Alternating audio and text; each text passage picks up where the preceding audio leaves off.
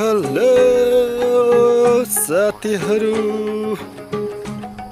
आज बिहानै म फेरि आइपुगेको छु हाम्रो फार्ममा।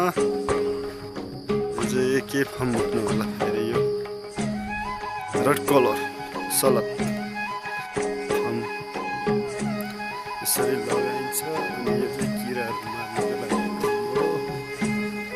लगाएर, अनि यसले यो गममा किराहरू टाँसेपछि त्यो सलादमा चाहिँ त्यति गर्दैन भनेर हो, त्यति खाँदैन, सबै गममा टाँसेर हुन्छ। त्यही भएर चाहिँ हक्क लगाएर गममा राखेको हुन्छ। गम पनि चेन्ज गरिन्छ एक दुई हप्तापछि। अनि गममा चाहिँ यहाँ चाहिँ चरा टाँसिन्छ। चरा सिमा के खोज्न आउँदैन नि, चरा चाहिँ यस्तो भित्र गाह्रो छ नि। ट्याक्क लाएर छ। अनि घाम पनि झुल्किएको छ, माथि पुगेको छ।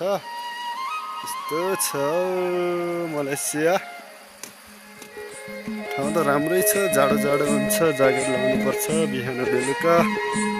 दिउँसो चाहिँ फेरि गर्मीले बसिसक्नुहुन्न, के गर्नु, यस्तै छ परदेशमा होइन।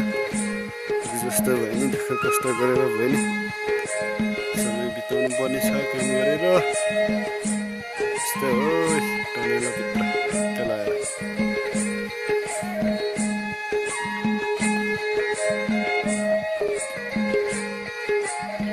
लास्टमा चाहिँ म पनि आउँदैछु।